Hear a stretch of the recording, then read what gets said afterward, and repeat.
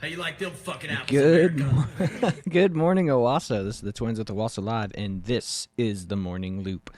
Uh, Daniel Penny is a free man today, so our prayers have been answered. Praise God. That was not It's a trial just characterization. for Daniel Penny. That was a trial for self-defense in New York City and the state of New York in general. So thank goodness that people in New York are still allowed to defend themselves if some crazy person comes up to them and threatens to kill them.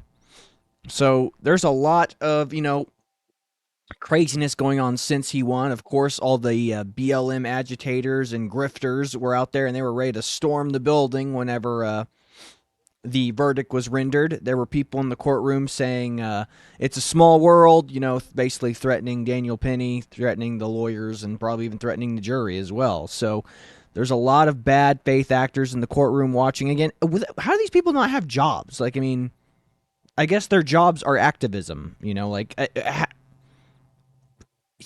I mean, that's why it makes it such a good grift, I guess, race hustle, profit, throw a fit whenever you don't get your way, say it's due to systemic injustice and racism, and profit, continue to profit. If they are called out on their BS, their business model goes out the window. I mean, could you not imagine an easier way making money than grifting off of race? Making this about race when it wasn't about race. I mean, there were not just white people on the train that Daniel saved. There was a black lady that was adamant, going, "Oh, I was so glad when he grabbed that guy. I was so scared." So it's just disgusting that this is where we're at in society. That people are going to continue to race grift and race hustle as long as there are races. It's just sad. It's pathetic because this was not about race. This trial was about self defense and the right to self defense. If you make it about anything else, you are lying to yourself and you are making this about something that it's not. So it's not about race. It could have been a white dude. Nobody would have even. And the sad thing is, no one would have batted an eye if it was a white crazy homeless person doing what Daniel Penny, or not Daniel Penny, Jordan Neely did. It was just a crazy random white homeless bum. People have been like, who cares? Nobody. Again, the only reason it's a big deal is because it was a young black man. Yep. And getting back to that, here's proof of that. We don't need to, this is from Live with TikTok. We don't need to imagine. It happened already. Jordan Williams acted in self defense and stabbed a dangerous lunatic on the subway. He had his charges dropped. We're happy that an innocent man was thrown in prison after he rightfully defended himself. Charges dropped against NYC man accused of fatal subway stabbing. Grand jury declined to indict Jordan Williams on manslaughter and weapons charges in connection with an incident this last month in Brooklyn's J train, NBC New York reported. Exact same situation. Notice how the race wasn't mentioned? So I wonder who was the race of the person he stabbed. Again, this was about Jordan. This was about Jordan Neely being black and Daniel Penny being white. Daniel Penny was the avatar of whiteness, and that's why they were prosecuting. That's why. Where was Daphne Yorna on that guy? Daphne Yorna, he stabbed somebody. Daniel Penny didn't even stab somebody. He just restrained him. A chokehold is a restraining hold, and Jordan Neely was still alive whenever the police showed up. Remember, the police didn't want to give him mouth to mouth because they're like, we don't want to get AIDS. Yeah. He clearly has hepatitis or something. He's crazy. But yes. Next thing we have here from I Am Ken, and this is a repost from Vivek Ramaswamy. Daniel Penny should be applauded. It was an award for taking out garbage. Vivek Ramaswamy. In 2015, Jordan Neely kidnapped a 7-year-old girl. In 2019, Jordan Neely punched a 64-year-old man in the face. In 2021, Jordan Neely slugged a 67-year-old woman in the face as she exited the subway, breaking her nose and fracturing her orbital bone. Wow. Neely was arrested 44 times but never faced real justice for terrorizing New Yorkers. Again, where's your restorative justice? That's what restorative justice is right there. Letting Jordan Neely out 44 times. 44 offenses, 44 releases. Daphne Yorna, your ideology, your restorative justice is evil. Mm-hmm. It puts people in danger. It gets people hurt. But you don't care because of your toxic empathy. Mm-hmm. It doesn't matter because you feel better. You feel like you're a better person at the end of the day. Yep. You know what? Somebody needs to tell Jordan Neely and Daphne Yorna to find religion and quit trying to practice their new religion in the courtroom. Yep. Then here's a photo of him celebrating with his lawyer at a bar after the Yeah, acquittal. absolutely. So this is the main topic of today, but I'll see if I have any other. Yeah, you had a Penny video stuff. of AOC at the thing, right? That is in your sermon. The Here's queen of toxic empathy, man. Yep. Here's Black Lives Matter holding a protest march through New York City after the case. Let's see if they've got some I volume. can't believe this many idiots show up.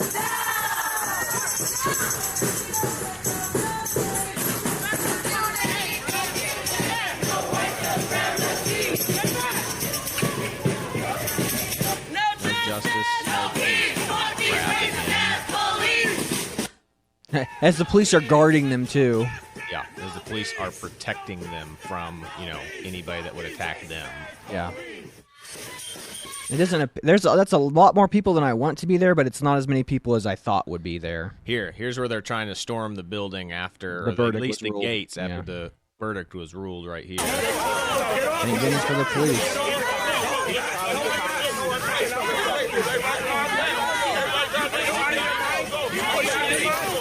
Yes, they're not grifters. They're all good faith actors. Again, this is what happens when you only see everything through the prism of race.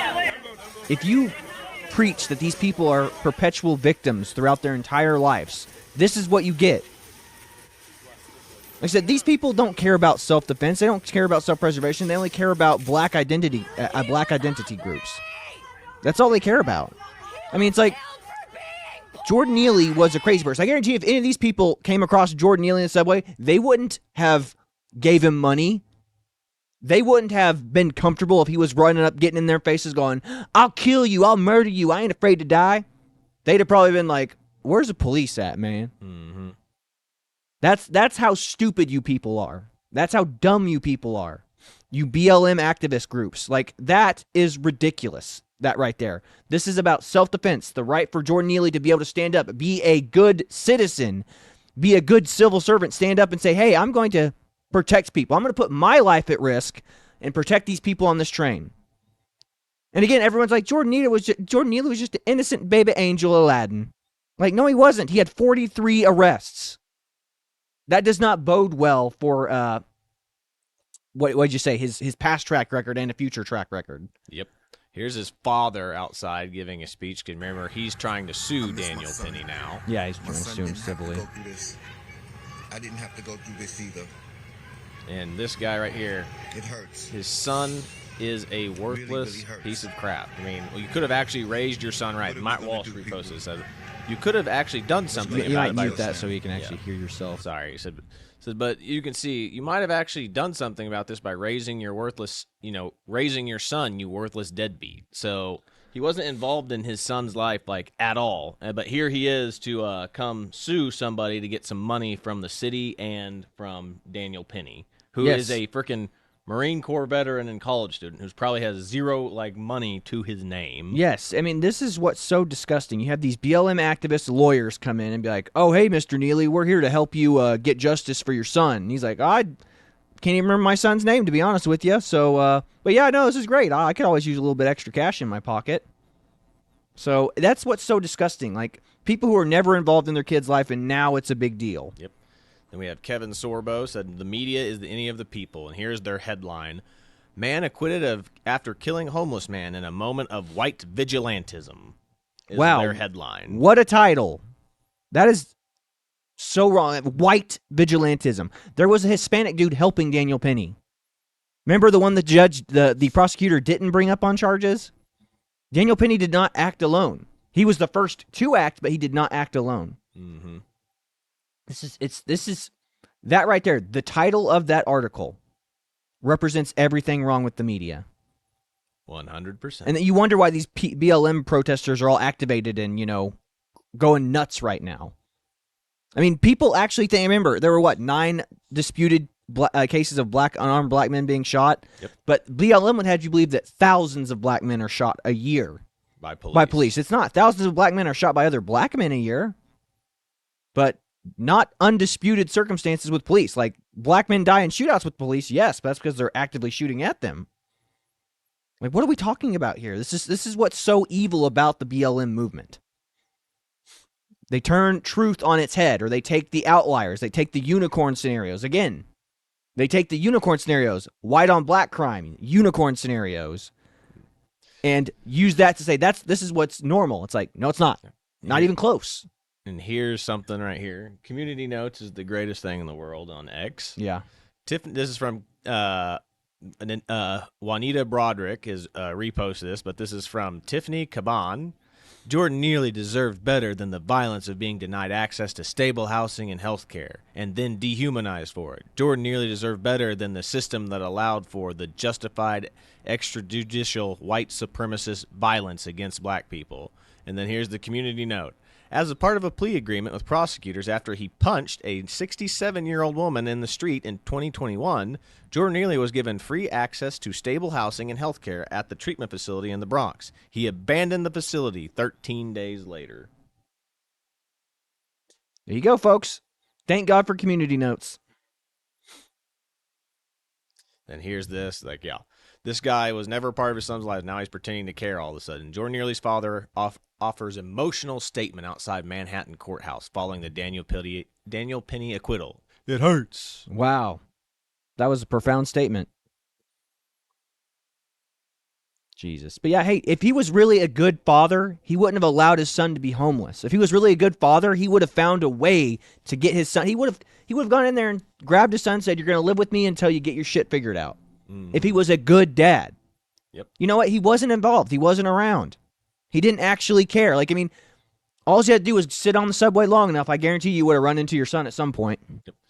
Then this, for all those people out there protesting against this. The greatest conservative thinker of our time. One of Milton Friedman's greatest protege, who started his life and career as a black identitarian Marxist. Yep. This is Thomas Sowell. Activism is a way for useless people to feel important, even if the consequences of their activism are counterproductive to those they are claiming to be helping and damaging to the fabric of society as a whole. And that is 100% true. All you're doing is taking away people the right to self-defense and to defend others in the Daniel Penny case. Yep. That's Thomas Sowell, folks. He's one of the greatest political thinkers of our time, and most importantly, one of the best economic thinkers of our time. And he is still alive to this day, and he is actually a former Marine. Yeah, former Marine. Mm-hmm. So him and Daniel Penny are more closely related than the black identitarians that would claim that Thomas Sowell is one of them. He's not. Thomas Sowell is one of those guys, whenever he was a professor in college and a black identitarian group, I think it was the Black Panthers came, and he was like, they were like, "Hey, brother Sowell, we're here to get your endorsement for whatever their protest was." And he said, "Don't you ever call me your brother. I am not your brother. I'm a professor and a doctoral candidate here at this university. I've earned that title. Use that." And he sent them away because he could just see the writing on the wall. They were just coming there to grift and use his name as to give their movement more bona fides, and he was not going to be a part of it. Yep. Then here's what you were asking for. This was posted by Brianna Morello. Jordan Neely had 42 arrests in 7 years. 2015 for kidnapping a 7-year-old girl, 19 for attacking a elderly man, and then 2021 for assaulting an older woman. After hearing that, you know what AOC did? She showed up to his funeral. Ladies and gentlemen, the queen of toxic empathy, AOC. This girl will be on the bus driving us head first, going off the cliff. She will be driving the bus, leading this country off the cliff, and she'll just say, "It's because it makes me feel good. We're doing the right thing. I'm so progressive." This is what she will do. She will drive the bus off the cliff with all of us inside of it, and all of us be screaming at her, "Stop," and she'll go, "Nope. My toxic empathy leads the way." She is, remember, her most famous statement, "It's more important to be morally right than it is to be factually correct." You can't be morally right if you're not factually correct. You have to, your morality should be based in truth and facts, not off of how it makes you feel on the inside. This is what happens whenever girls tell their fat friends that they're not fat. "Oh, sweetie, that outfit makes you look so great." It's like, no, you're fat. Lose weight. Sometimes the cruel truth is better to tell people than the easy lies. Mm-hmm. Don't be that person. Don't be the person that tells people the easy lies because you don't want to have that conversation with them. Tell them, no, you're ruining your life. Do the hard thing. liberal, and then this is the cult. This is the society they're cultivating from trying to prosecute Daniel Penny. This is a liberal activist asking a group of homeless men that took her phone to get it back, and they're just laughing at her and ignoring her. Like, they're not going to give you your phone back, and she's like, "I'm a good person. I'm fighting for you, dude." They don't care. They have your phone. Now they got their money. She even tells them to steal from rich people. Wow. I'll rewind it. Let you see. Basically, I am not, if you stole it from rich scum, by all means keep it and sell it, but I'm like a really, And I want to say, if you guys come up with my iPhone, I will give you more than, I'm an honest person. Basically, I am not, if you Nobody stole gives it a from shit, lady. They have your phone. What are you going to do? Fight them back for your property? Like, look, this is why women, you don't actually have rights in this society. The enforcement mechanism for your rights are stronger men. Like, that girl has no way to enforce her rights unless she calls a police officer, which will probably be a dude. The enforcement mechanism is the strongest person in the room. Period. Or it's the mob of people that can overpower the strong guy by as a group. That's your enforcement mechanism. So, yeah, I mean, again, you have these all those BLM group leaders were calling for violence, were calling for vigilantism after the trial. Like that's a call to action. How is that guy still on the street giving that speech? Mm-hmm. So this one, too, TikToker did the exact same thing, calls for violence and going to war after the Daniel Penny verdict. All these people are just crazy.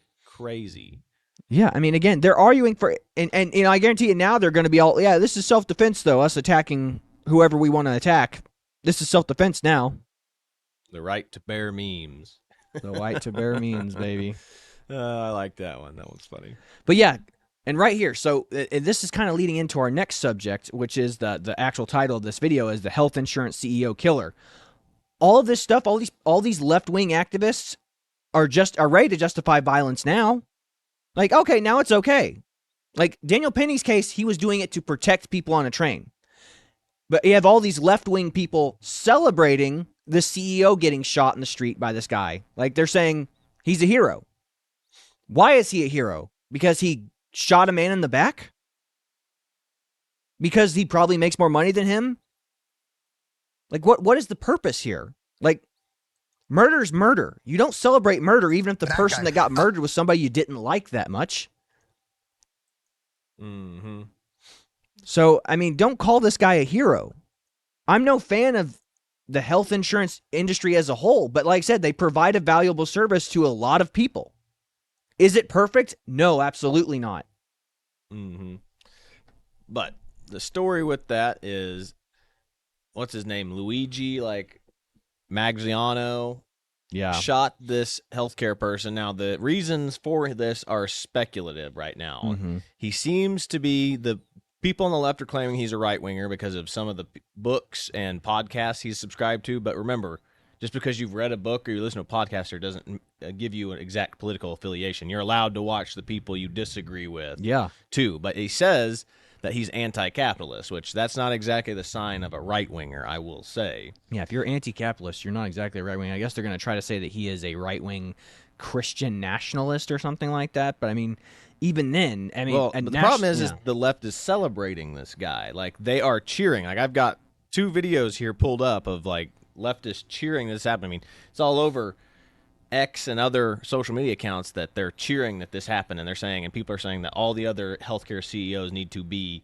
put on watch. And the problem is they don't understand how that's not healthcare, it's health insurance works. Health insurance is you buy insurance before you're sick.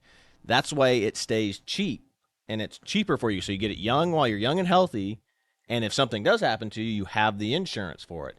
Versus, now I'm sick and I need health care insurance. You have a pre-existing condition. They don't want to insure you for that condition because it's going to cost them an arm and a leg. Exactly. That's what people don't realize is you get it while you're young and healthy. That way, if you need it in the future, you have it. You can't be retrospective, I need it now. I'm going to go buy it. Yeah, they're going to let you. Well, guess what? We're going to cover all the conditions that you want us to cover except this one that you have that you need it for. Because think of it this way.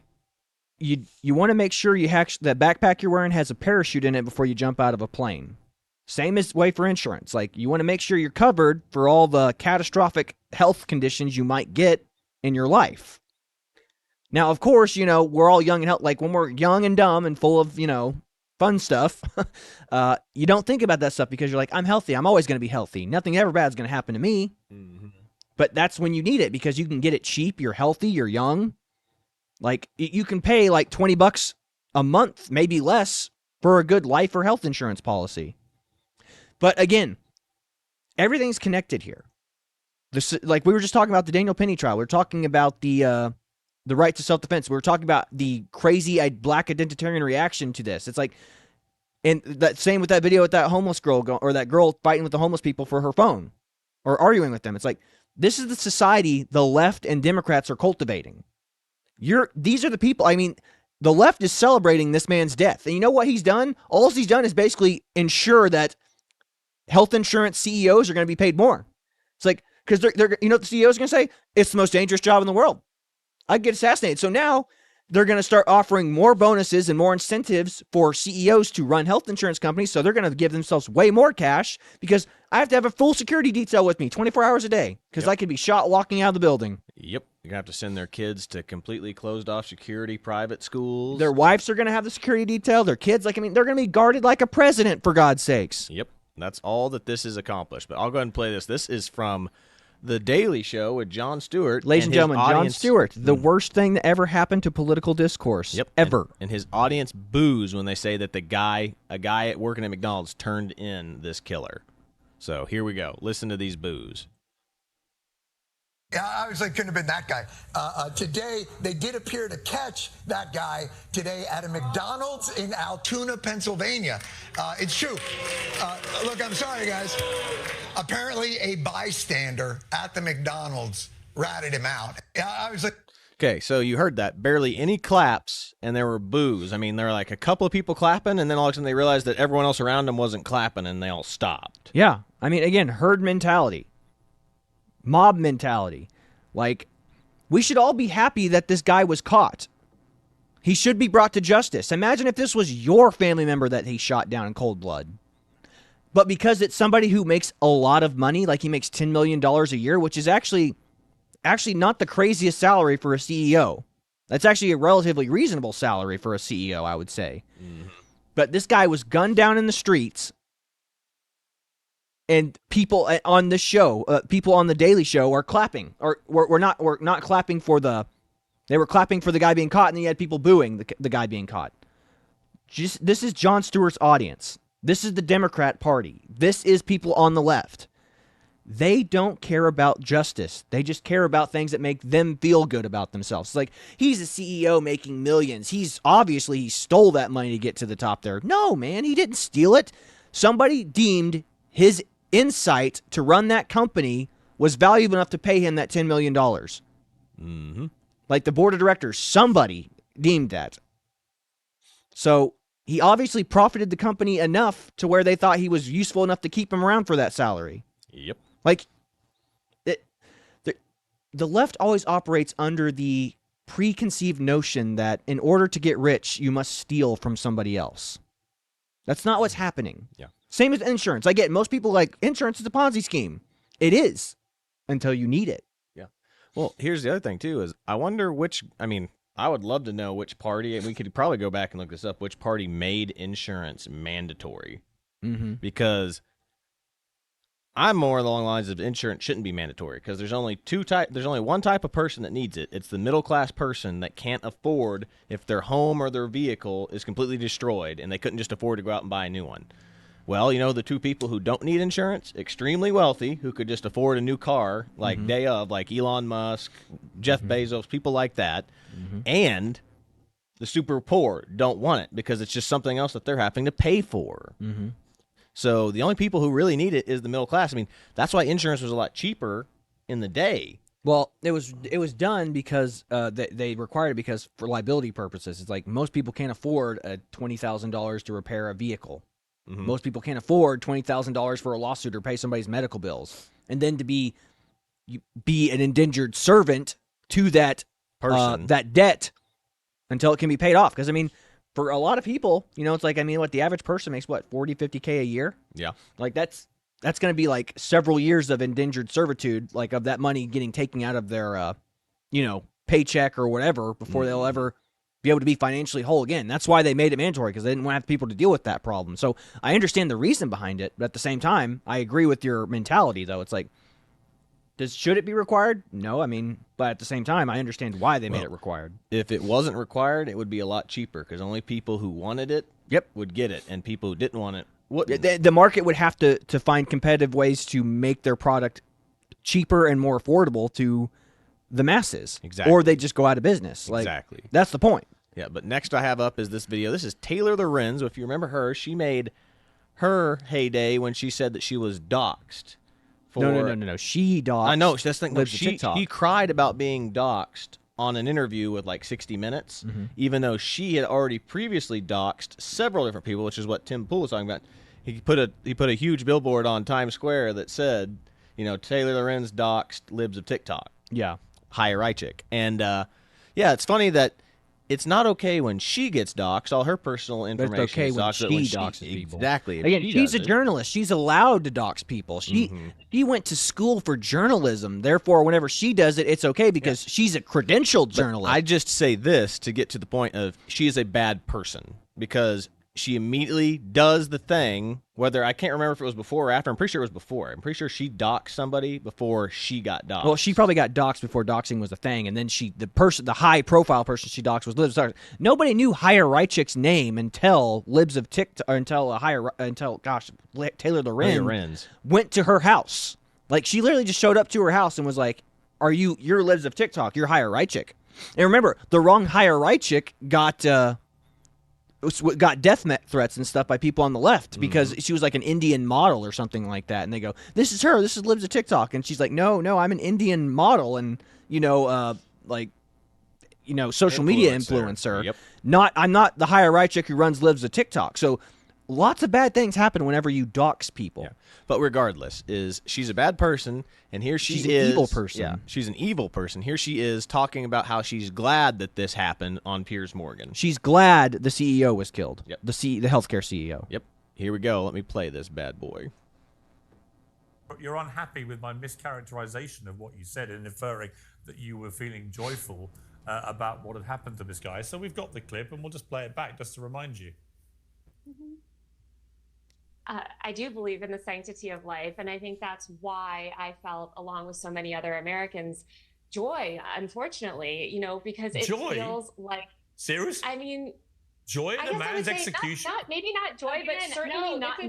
certainly not empathy. This is literally... So you felt joy?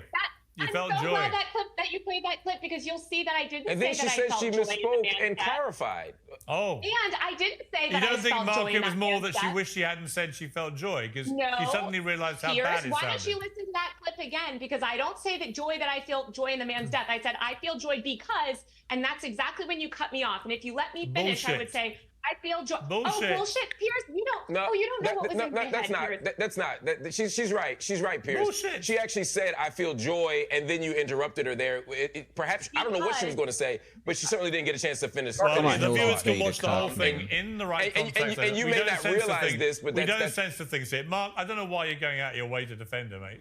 Because Taylor, let's be honest, you know what you said. You wish you hadn't said it. Let me give Taylor an opportunity. Would you like to apologise for using the word joy? Again, if you take the word joy completely out of context from the word that I said it, would you like to? It was because would you like to I'm so glad apologise? you just played the clip. Yes or no? You just played the clip that showed that I said I feel joy because, and that's right when you cut me off. So let me tell you why I feel joy. I feel joy because people like you, who are rich and powerful and on TV and have all the access to all the healthcare privileges in the world, are finally being forced to pay attention to the barbaric healthcare system that murders tens of thousands of innocent Americans. And that is what I feel joy in, that people like you are forced to confront those systemic problems. That's what I'm joyful. Yeah, I knew it would be my fault as well at some stage. So, again... What do we do whenever the healthcare industry allegedly murders 10 million people? We get revenge by murdering people. It's like, okay, I guess what goes around comes around. Jeez. But yeah, these people have no moral compass. Hierarchic has zero moral compass. She will say or do anything to get her followers to stay relevant in the cultural zeitgeist. She doesn't care. She will say anything. She will do anything. She will dox anyone. She will throw anybody under the bus in order to stay relevant. I mean, again, the level of influence you have and the level of followers you have is what dictates how much you get paid, essentially. So when people call people on the right grifters, I mean, they have a moral compass. They have integrity. They'll say things that they believe. Taylor Lorenz will just say whatever in order to make money. She'll say whatever controversial thing she can say to make money. Yes, she is a very bad person, and two, that is not how the healthcare system works. Healthcare system does not deny as many claims as people think they do. I will admit that they do, but that's the thing. You have to realize is you have to read the contracts and know exactly what your coverage does. This is why healthcare is so hard. This is why you have to make sure you have a good insurance agent, and you're talking to this person, and you know exactly what all your coverages do, and make sure that they do as well. Because if it doesn't cover, healthcare insurance does not cover everything. It's not like you buy healthcare insurance and it goes, you are covered for everything. No, there are stipulations to every contract that you sign when it comes to your healthcare, or not healthcare. I keep saying that. It's health insurance. Insurance is meant to be preemptive, not after the incident happens. Not retroactive. Exactly. It's not retroactive. The issue that we have is that, you know, if you buy car insurance after an accident, it's not like it's going to cover you during the accident you've already had. Same thing with your house. You can't buy home insurance after you've had an accident or your house has been blown away by a tornado or a fire. You need to know what's covered and what's not. So again, it's like for a homeowner's policy, like a lot of people in the state of Oklahoma want to treat their insurance policy like it's a maintenance policy. Look, your insurance policy is not a maintenance policy. If you have a progressive leak that's been happening over the span of like 10, 15 years, that's a maintenance problem, not a catastrophic pipe burst problem. If you have to get a new roof and your roof is 20 years old, your roof probably didn't get damaged because of the hailstorm. The hailstorm might have been a contributing factor, but your roof is destroyed because of the age of the roof. It's all dried out. It's all chipping away. And, you know, somebody's going to come in and say, oh, tell you, the guy that comes in to replace your roof who wants to sell you a new roof is just going to tell you what you want to hear so he can get that sale and be like, yeah, no, you call your insurance company. They'll handle it. It's like, no, you're setting them up for failure. You're setting up the expectation for the insurance agent to be like, yeah, no, I'm going to have a bad conversation with this guy because it's like your roof is 25 years old. It's not. I mean, they might give you a slight fee. Like, I mean, for our policies, it'd be along the lines of like, you know, it's 10 years plus depreciation. So they would replace your roofs at 10 years, but then it'd be after plus that it's plus depreciation. So you basically they'd maybe give you like $2,000 to replace the roof, and then you'd be out the other $8,000 to replace it, or whatever the cost is. So again, manage your expectations and know exactly what's covered and what's not covered. And the problem is too, a lot of these people selling you these policies or setting them up for you probably aren't as knowledgeable as you think they are. And I can guarantee you, I've had conversations with people outside of my book of business calling in and go, I was told this, this, and this. And I go, well, they told you wrong. Whoever sold you is clearly a new agent or just somebody who's out there to get the sale and not actually talk with you ever again. Because what they told you is incorrect. Yeah.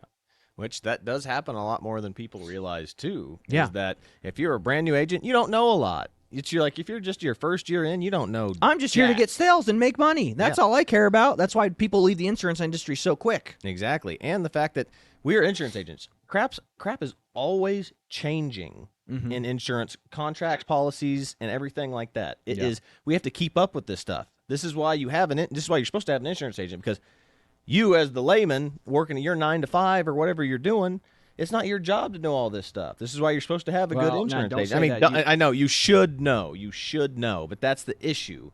Is you've got a lot of things on your mind throughout your workday. And this is why you're supposed to have like insurance agents to help you out along the way, to handhold you. And if you've got a brand new one or someone who doesn't know what they're talking about, you're up a creek. Yeah. Like, again, they're just out there to get the sale and make the money.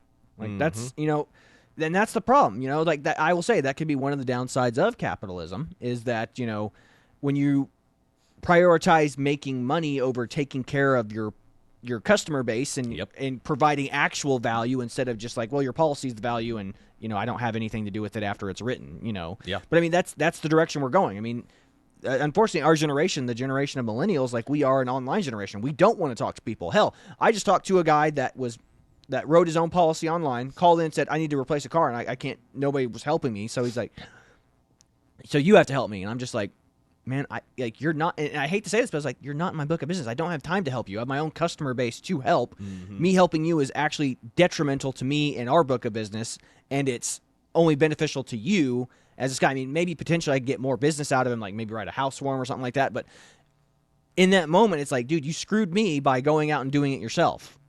And now I have to deal with the repercussions, which is you. Yeah. That's another thing that people don't realize is like, a lot of insurance agents do not get paid unless we get that sale. So if you have... No, you don't get paid unless you get that sale. Every insurance agent. It doesn't matter if you're a producer inside of a larger agent's book of business or whatever. You only get paid based on the numbers of sales you get. Exactly. But that's what I was getting at is, so I'm basically doing busy work for something that I made no money off of now. Yeah.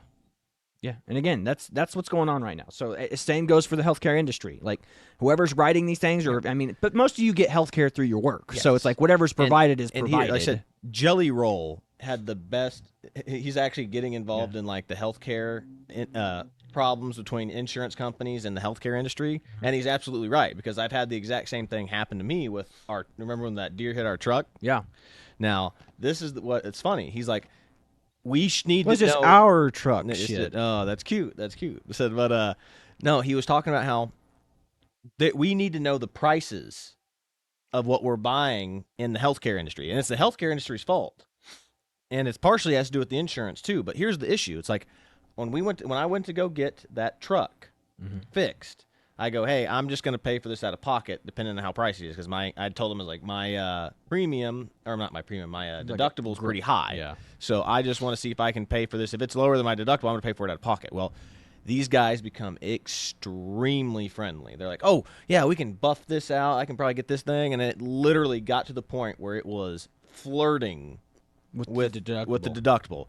And then, so they're like, oh, I can keep this cheap. And then so finally got to the point where it was just like right at the deductible. I said, well, I'm going to just go ahead and use my insurance. And they said, all right, scrap all that. We're going to do the works on it now. Yep. That is what companies do once they hear insurance is involved. They go, okay, we're going to just max that credit card, baby. Woo!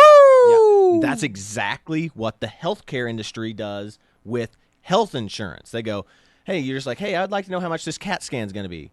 Well, we'll talk with your insurance company and get back to you with those numbers. And that's what's so disgusting. And imagine, like, so these guys at this repair shop were like, well, we're going to max out. We're going to pay ourselves as much money we can per hourly rate as we are legally allowed to do. We're going to upcharge and max charge whatever the paint that we need. We'll find your custom paint for your custom car and bring it in. And they'll never use that paint again. Like, they'll have that paint in that shop for the rest of their days, and then they'll have, like, I guess it could be an asset that they could sell off if they sell the company to somebody else.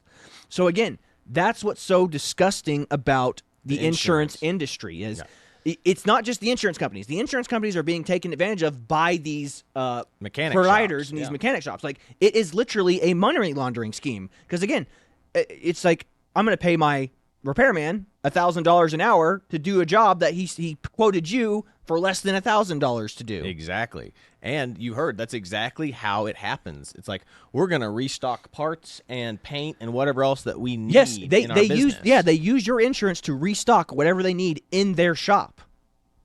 So, and that's the same in the healthcare industry. It's like, oh shit, well we got, Jim Bob is getting a tumor removed. It's only really going to cost like $10,000, but we'll make sure his insurance company is going to pay $50,000, and we'll max pay the doctors. We'll max pay and get as many supplies that we need for the supply room in the back, or paper, or whatever it is we need to do. Hell, we'll even get Coca-Colas in the fridges stocked. This is why insurance adjusters have one of the hardest jobs in the world, is because they are playing liaison between the maintenance shop, wherever it's your home, whether it's some construction company, your automobile, or in health insurance case or healthcare's case, doctors, the hospital staff, whoever the heck that they're talking with regarding insurance. They're like, it's not this much. There's no way it's this much. There's no way that this is costing this much money. And it's a dance that they play with the hospital. Think of how crazy it is. Think how crazy it is. There's no actuary, or not actuary. There's no adjuster in the medical field. Like, It's just them taking the doctor's word for it, or taking whatever the admin staff who deals with the health insurance peoples or the health insurance companies. That's like, yeah, this is what we need in order to do this. I mean, and there could also be some corruption there in the middle where, like, the health insurance people are actually giving kickbacks to whatever insurance person is dealing with them. It's like, yeah, we'll throw you back some of this cash here. Might as well. There could be a lot of that going on. I'm not saying that's for sure what's happening, but I'm telling you what I know is happening in the auto insurance repair industry. I know for sure that that's happening.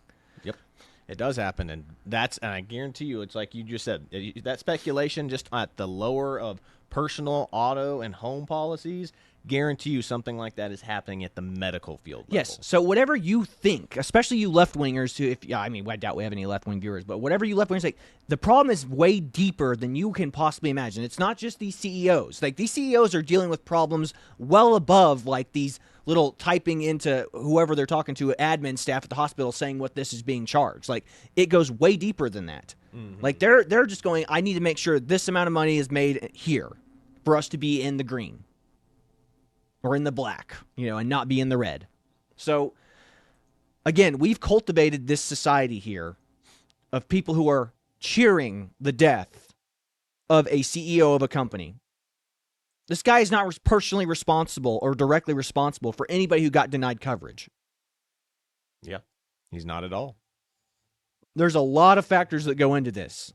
A lot. And that's why we explained this to you in such detail. It's like, again, the only thing comparable that I can explain to you is like the auto insurance industry. So but that's why what Jelly Roll says, the rapper Jelly Roll, is like, we need the numbers. If we knew the price tag of every medicine, surgery cost, or what it's at least a relative ballpark of what it's supposed to be, everyone would be happier, because then you know exactly, this doctor is costing me this much. This anesthesia is costing me this much. This treatment is costing me this much every time I go. And we would have the numbers, but we don't have that because they don't tell the common man.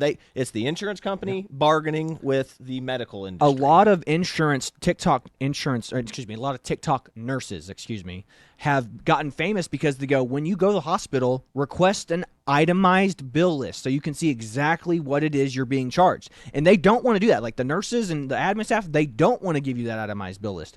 You request it, you demand it, and you say, I want to know exactly what exactly we did here in the hospital and what I'm being charged for. And then the other part of that is like when you're at those bigger hospitals, everyone will come in and they'll just say, hey, you want this type of therapy? You want this type of therapy? They're going to charge you. Every person that's walking in that room is looking to charge you money for something, and you don't necessarily need it. Yeah. But they're going to charge you for it. So that's why you always say, no, I just want what I need to get out of this hospital. Yeah, well, and number two is don't be afraid to negotiate either. I actually saw a video of a day of like a billionaire going, he negotiates everywhere he goes. He goes to Starbucks. The Starbucks, like the price of if I go and get a venti chai tea latte, it's like $7. Mm-hmm. This guy negotiates when he goes, I want to buy my same coffee I get every day, but I want to get it for a discount. Like, what discounts do you have? What discounts are you, the cashier, willing to give me? And he might not always get it, but he always requests it. So don't be afraid. Again, it's your life, it's your money. Don't be afraid to negotiate to get yourself a better deal. Yeah. Like, go to your insurance. Is this the best you can do? It's like, in my case, it's like, yeah, unfortunately, this is the best I can do. And then that's when you shop. It's like, well, I think I'm getting hosed. Go somewhere else. Like, you are not beholden to whatever insurance company you are with. Mm-hmm. If you can get a better deal, go somewhere else and get a better deal.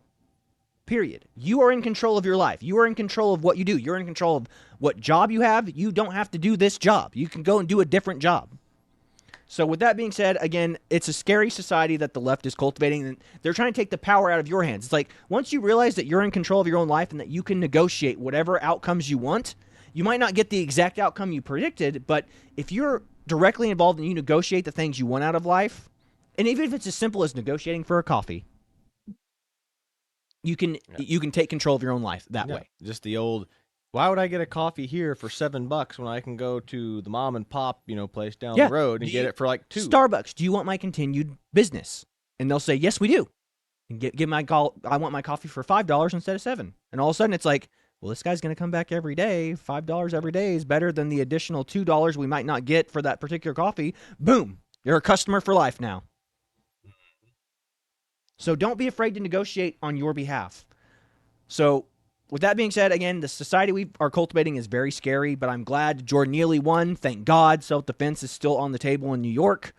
So God bless you, Jordan Neely, and thank you again for standing up and being a man in that situation and doing the right thing, regardless of how crappy the city treated you afterwards. And again, it's sad that people are celebrating the death of the CEO. Do I have any love or familiar knowledge of this CEO? No. But I'm not going to pretend and celebrate like his death is this great thing. His death is a loss. He has family. I'm sure he has friends. You think they're all celebrating going, woohoo! How much good or charity do you think he did with his money? So don't just assume because somebody's wealthy that they're a bad person. The guy's running a business, and to get in that level of business, it's very cutthroat. You're making decisions at the top that, people down here on our level can disagree. Like, I can guarantee you, we disagree with a lot of the stuff that the company that we work for does. Yep. They don't ask our opinions, though, because we are not, because that guy, he's going to deal with firing and making a lot of people very unhappy or making shareholders unhappy, whatever he does. It could be the wrong decision for either the workers or the shareholders. He's in a lose-lose situation no matter where you're at as a CEO. Somebody's getting hurt, and you got to be the one who's not afraid to step on toes. So don't act like it's easy. Don't act like he has that $10 million that he made could have saved everyone else. It's like they think in their heads that $10 million he could have just gave my family that had a person sick and die. It's like that $10 million might not have gotten your family might not have even saved your grandma or whoever it was that you're angry about. Mm-hmm. So again, with that being said, that's about all I've got for you for today.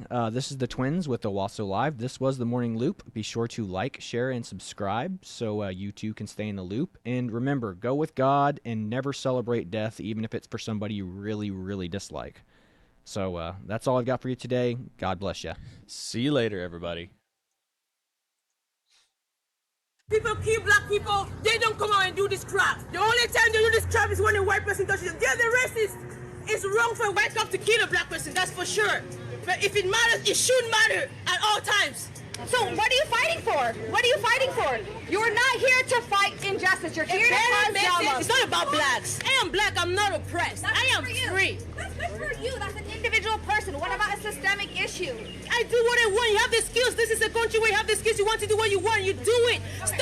Stop forcing on people to accept that they're oppressed. They are not. I am not oppressed. I am black.